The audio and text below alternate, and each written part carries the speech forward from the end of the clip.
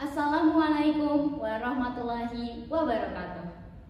Sebagai hamba yang beriman, marilah kita panjatkan puja dan puji atas kehadirat Allah Subhanahu wa Ta'ala yang telah memberikan kita kesehatan serta kekuatan sehingga kita masih bisa beraktivitas dalam mimpi ketakwaan.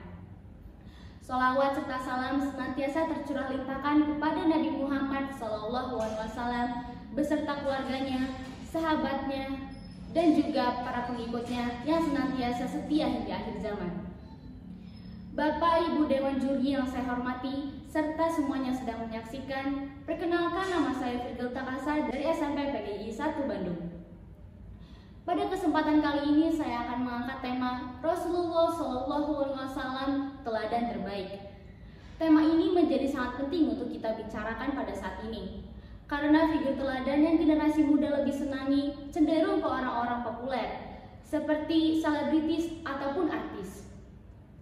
Kecenderungan itu membuat mereka kehilangan arah, kemana mereka harus mencari tujuan hidupnya dan di mana mereka harus mencari panutan hidupnya.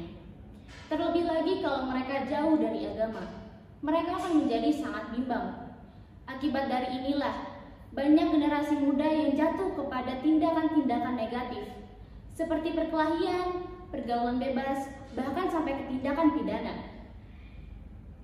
Perilaku tersebut seperti kondisi umat di tanah Arab pada zaman jahiliyah dahulu kala sebelum kedatangan Nabi Muhammad.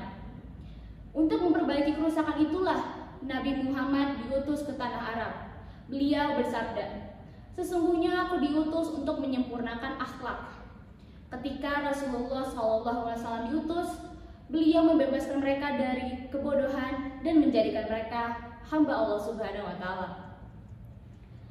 Oleh karena itu, Allah Subhanahu wa Ta'ala bersabda dalam Quran surat Al-Ahzab ayat 21 yang berbunyi, "Sesungguhnya telah ada pada diri Rasulullah SAW itu suri teladan yang baik bagimu." Kehadiran beliau yang disifati dengan berbagai kesempurnaan ini dimaksudkan agar beliau menjadi teladan dan panutan satu-satunya, bukan orang lain, bukan para artis, bukan selebritis, tetapi Nabi kita, Nabi Muhammad SAW. Jika kita umat yang mencintainya, maka tanpa disuruh pun kita pasti akan ikhlas dan sungguh-sungguh untuk melaksanakan sunnah-sunnahnya.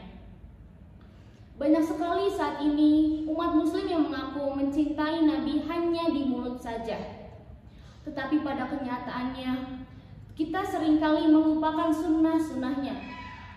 Jangankan sunnah-sunnahnya, apakah kita sudah mengerjakan kewajiban yang diperintahkan oleh Allah Subhanahu wa Ta'ala dengan sepenuh hati dan ikhlas?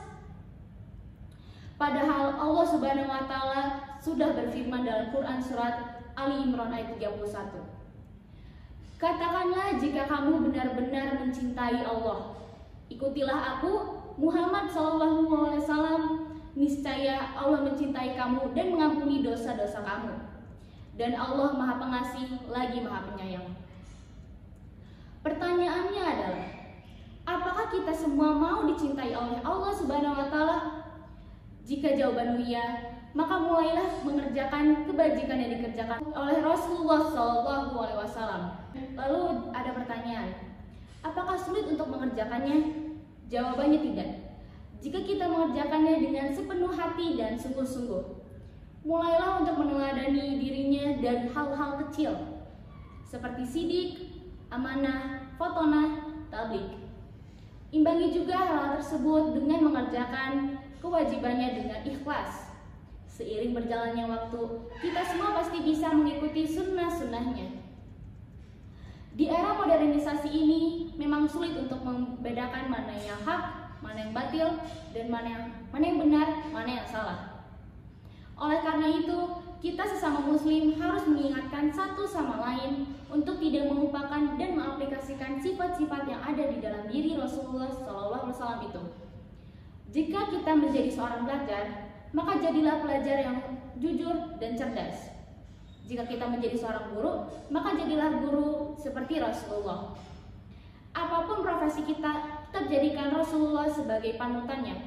Karena sebaik-baiknya manusia yang paling baik untuk dijadikan panutan adalah Rasulullah SAW. Semoga kita semua bisa menjadi umat Nabi Muhammad SAW yang senantiasa mencintainya, setia, serta dapat mengamalkan ajaran dan sunnah-sunnahnya. Amin ya rabbal alamin. Demikianlah pidato yang dapat saya sampaikan. Mohon maaf apabila ada kesalahan baik tutur kata ataupun perilaku saya. Mudah-mudahan apa yang saya sampaikan dapat bermanfaat. Akhir kata, wassalamualaikum warahmatullahi wabarakatuh.